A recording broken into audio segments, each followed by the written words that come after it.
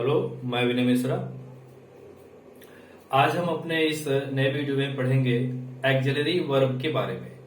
जैसा कि हम अपने पिछले वीडियो में पढ़ चुके हैं वर्ब के बारे में कि how many kinds of verb. तो वर्ब के कितने भाग होते हैं, जैसा कि हमने अपने पिछले वीडियो में बताया है, प्रिंसिपल वर्ब और एक्जिलरी वर्ब। प्रिंसिपल वर्ब के बारे में हम पढ़ चुके हैं और अब पढ़ना है हमें एक्जिलरी वर्ब के बारे में। ठीक है, तो अब एक्जिलरी वर्ब क्या होता है ये हम चलिए देखते हैं। तो एक्जिलरी वर्ब का हिंदी क्या होता है? एक्जिलरी वर्ब, दरअसल एक्जिलरी वर्ब जो है इसको एक और नाम से पुकारा जाता है, जिसका नाम जो है हेल्पिंग वर्ब। जिसको क्या कहा जाता है? Helping verb. चाहे हेल्पिंग वर्ब आप बोलिए, चाहे एक्जिलरी वर्ब बोलिए, दोनों सेम है। ठीक है, तो अब इसका हिंदी क्या होता है? एक्जिलरी वर्ब व हेल्पिंग वर्ब का हिंदी क्या होता है? सहायक क्रिया। इसका हिंदी क्या होता है? सहायक क्रिया। ठीक है, सहायक क्रिया का मतलब क्या होता है? सहायता करने वाला। इससे ये मतलब समझ में आ रहा है ना कि सहायता करने वाला, सहायक क्रिया। यहां पर हिंदी में लिखे हुए सहायक क्रिया। एक्जिलरी वर्ब या हेल्पिंग वर्ब, दोनों में से हम किसी एक का भी नाम ले सकते हैं। एक्जिलरी वर्ब या हेल्पिंग वर्ब दोनों एक ही है। दोनों का हिंदी क्या होता है? सहायक क्रिया। अब इसकी डिफिनेशन क्या होती है? एक्जिलरी वर्ब की डिफिनेशन क्या होती है कि जो शब्द हिंदी से अंग्रेजी बनाने में सहायता या मदद करता है उसको हेल्पिंग वर्ब या एक्जिलरी वर्ब कहा जाता है। समझ रहे हैं? क्या इसकी डेफिनेशन है एक्जिलरी वर्ब की कि जो शब्द हिंदी से अंग्रेजी बनाने में सहायता या मदद करता है उसे ही एक्जिलरी वर्ब या हेल्पिंग वर्ब कहा जाता है। ठीक है, तो चलिए सेंटेंस के द्वारा समझते हैं। जैसे I am a boy, I am a boy, जैसे पूरा एक सेंटेंस हो गया ये। इसका हिंदी है कि मैं एक लड़का हूं। ठीक है, तो ये जो है आई सब्जेक्ट, हाँ, एम, ये जो है इसको हेल्पिंग वर्ब कहा जाएगा। क्या कहा जाएगा? Helping verb. क्योंकि अगर हम एम नहीं लिखेंगे तो वाक्य का अर्थ जो है वो बन नहीं पाएगा। तो वाक्य के अर्थ को ये पूरा कर रहा है, मतलब ये सहायता कर रहा है वाक्य को बनने में। ठीक है, और भी जैसे है ही इज अ डॉक्टर। इसका हिंदी क्या है कि वह एक डॉक्टर है। तो ये इज जो है इस पूरे वाक्य को बनने में सहायता कर रहा है। तो इज को क्या कहा जाएगा? हेल्पिंग वर्ब या auxiliary verb. You are a teacher, you are a teacher, तुम एक अध्यापक हो। आर जो है यहां पर भी आर क्या काम कर रहा है? हेल्प का, हेल्पिंग वर्ब, मतलब सहायता कर रहा है क्या? वाक्य के अर्थ को पूरा करने में। मतलब हिंदी से अंग्रेजी वाक्य जब बन रहा है तो इसमें आर जो है सहायता कर रहा है, इज कर रहा है, एम कर रहा है। ठीक है, इसी तरह से ये वाला देख लीजिए, यू आर हीरो, तुम एक हीरो थे। वर जो है ये भी हेल्पिंग वर्ब का काम कर रहा है, क्योंकि यह वाक्य को इंग्लिश में बनाने में मदद कर रहा है। जैसे एक अगला है he was a soldier, he was a soldier. यहाँ पे वाज जो है, वाज क्या काम कर रहा है? ये भी सहायता मदद कर रहा है किसकी? पूरे वाक्य को इंग्लिश में बनने में। ठीक है, तो एक्जिलरी वर्ब क्या है कि जो शब्द हिंदी से अंग्रेजी बनाने में सहायता या मदद करता है उस शब्द को एक्जिलरी वर्ब कहा जाता है। समझ रहे हैं? ठीक है, तो अब चलिए एक्जिलरी वर्ब कितने टाइप के होते हैं ये जानते हैं। एक्जिलरी वर्ब कितने टाइप के होते हैं? कितने होते हैं? 3 होते हैं। कितने होते हैं? 3। एक्जिलरी वर्ब के कितने टाइप्स होते हैं? 3। जैसे कौन कौन से हैं? पहला है प्राइमरी एक्सिलरीज,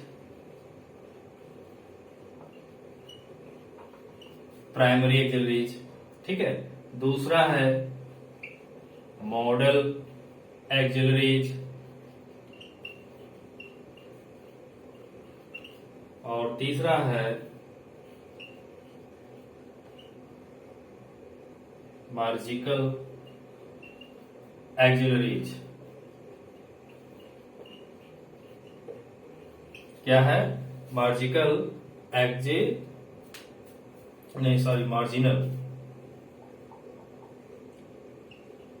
मार्जिनल एक्सिलरीज, ठीक है। तो अब प्राइमरी एक्सिलरीज क्या है, मॉडल एक्सिलरीज क्या है और मार्जिनल एक्सिलरीज क्या है, हम इसके बारे में जानेंगे, ठीक है। तो अब सबसे पहला हमारा है प्राइमरी एक्सिलरीज। ये कितने हैं एक्सिलरीज जो है, इसके कितने काइंड्स हैं? 3, प्राइमरी एक्सिलरीज, मॉडल एक्सिलरीज और मार्जिनल एक्सिलरीज। मार्जिनल एक्सिलरीज जो है ये यही होता है, मॉडल एक्सिलरीज जो होता है, मार्जिनल एक्सिलरीज इसी में लिखा हुआ होता है। तो मुख्यतः सिर्फ 2 ही माना जाता है। ये तीसरा हमने आपको इसलिए बता दिया कि आप इसको जानते रहिए, क्योंकि कहीं कहीं ये पूछा भी जाता है, वह लिखा भी रहता है कि एक्सिलरी वर्ब जो है या हेल्पिंग वर्ब के कितने काइंड होते हैं। तो आप बता सकते हैं कि 3 काइंड होते हैं, और जो तीसरा मार्जिनल एक्सिलरीज है वो मॉडल एक्सिलरीज में ही लिखा जाता है, ठीक है। तो अब जैसे प्राइमरी एक्सिलरीज जो है, इसके बारे में पहले पढ़ते हैं कि प्राइमरी एक्सिलरीज जो है उस क्या है और उसकी क्या क्या डिफिनेशन है और कौन कौन से हैं। प्राइमरी एक्सिलरीज, ठीक है। तो प्राइमरी एक्सिलरीज के बारे में हम पढ़ते हैं सबसे पहले।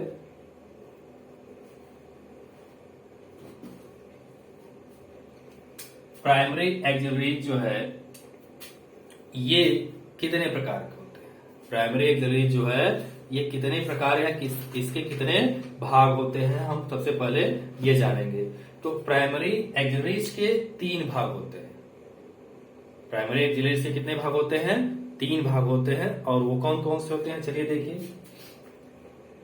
पहला है टू बी, दूसरा है टू टू, तीसरा है टू है, first, second and third. Primary auxiliaries जो है ये क्या है, इसके 3 भाग होते हैं। अच्छा, प्राइमरी एक्सिलरीज किसे कहते हैं?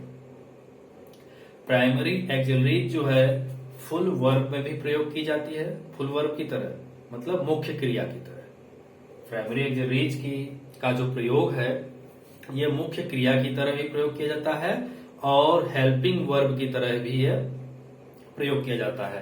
तो अब चलिए देखते हैं कि टू बी में क्या क्या आता है। इसमें आता है is, am, are, was and were. Is, am, are, was, were को हम क्या कहेंगे? टू बी कहेंगे, मतलब बी कहा जाएगा, ठीक है। अब टू डू, इसमें क्या आता है? डू, डज एंड डिड आएगा, ठीक है। अब टू हैव में क्या क्या आएगा? Have, has and had. ये प्राइमरी एक्सिलरीज के भाग हैं, ठीक है। पहला कौन सा है? To be. टू बी में क्या आएगा? इज, एम, आर, वाज, वर। फिर है दूसरा टू डू। डू में क्या आएगा? डू, डज, डिड आएगा। फिर टू हैव, हैज, हैड आएगा इसमें, ठीक है। तो अब चलिए देखते हैं कि इनका प्रयोग कहां कहां किया जाता है, मतलब किस टेंस में। टेंस तो हमारे पास 3 होता है, प्रेजेंट, पास्ट व फ्यूचर, ठीक है। तो यहाँ पर फ्यूचर के लिए विल सेल है नहीं, बस 2 होगा, प्रेजेंट व पास्ट। तो प्रेजेंट के लिए इसका प्रयोग होता है इज, एम, आर का, और पास्ट के लिए वाज या वर का प्रयोग होता है, ठीक है। डू, डज का प्रयोग किसके लिए होता है? प्रेजेंट के लिए होता है। और डिड जो है ये किसके लिए प्रयोग होता है?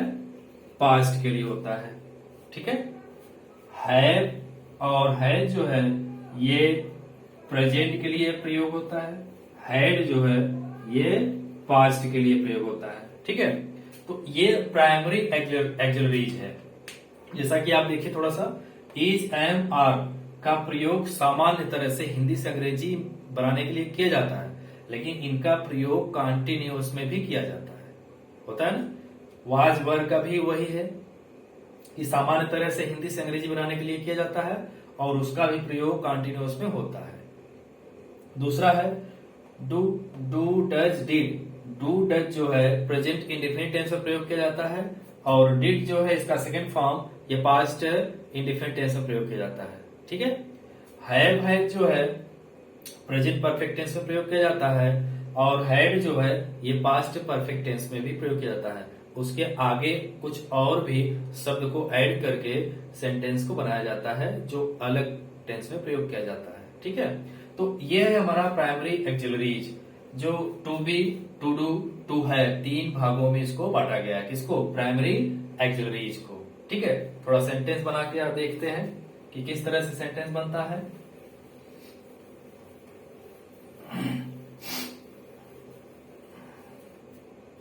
जैसे Ram was a player. Ram was a player, Ram एक खिलाड़ी था। यहां पर देखिए वाज जो प्रयोग किया गया है ये क्या है? Ram was a player. इस वाक्य में कोई क्रिया नहीं है, लेकिन ये बताया जा रहा है कि राम एक खिलाड़ी था, तो यहां पर वाज जो है ये हेल्पिंग वर्ब का कार्य कर रहा है। ठीक है, अब दूसरा सेंटेंस लिखते हैं, I am playing cricket. I am playing cricket, मैं क्रिकेट खेल रहा हूं। ये जो पूरा सेंटेंस बना है ये किसका? प्रेजेंट कंटीन्यूअस टेंस का है। तो यहां पर एम जो है ये एक वर्ब की तरह प्रयोग किया गया है जो पूरे वाक्य के अर्थ को बता रहा है। ठीक है, जैसे ही वॉज अ डॉक्टर, वह एक डॉक्टर था। समझ रहे? अभी इसी तरह से वाक्य बनाएंगे, he was watching movie. He was watching movie, वह फिल्म देख रहा था। तो यहां पर ये देखिए ये कौन सा टेंस बना है? Past continuous tense.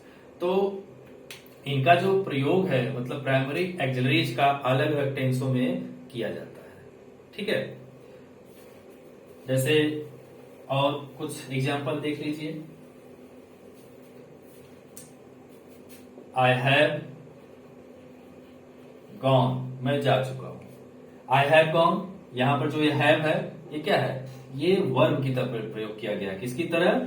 वर्ब की तरह प्रयोग किया गया है। ठीक है, जैसे यू हैड प्लेड, तुम खेल चुके थे। इसका हिंदी क्या है? तुम खेल चुके थे। तो यहां पर देखिए हैड जो है ये क्या काम कर रहा है? ये वर्ब का काम कर रहा है। समझ रहे हैं? तो प्राइमरी एक्सिलरीज इनको इसलिए किया जाता है क्योंकि यह वर्ब की तरह भी प्रयोग किए जाते हैं। ठीक है, तो ये है हमारा एक्सिलरी वर्ब का प्राइमरी एक्सिलरी या हेल्पिंग वर्ब हम इसको कह सकते हैं एक्सिलरी वर्ब को। ठीक है, तो अब हम अपने अगले वीडियो में मॉडल एक्सिलरीज के बारे में पढ़ेंगे। हाँ, और एक बात, ये जो हम अभी बताए हैं आपको प्राइमरी एक्सिलरीज कितने भाग में बांटा गया है उसका एक्सरसाइज करिए, सेंटेंस बना के उसको समझिए, और यदि कोई भी दिक्कत है तो आप कमेंट करके मुझे जरूर बताइए। मैं उस परेशानी को दूर करने की कोशिश करूंगा।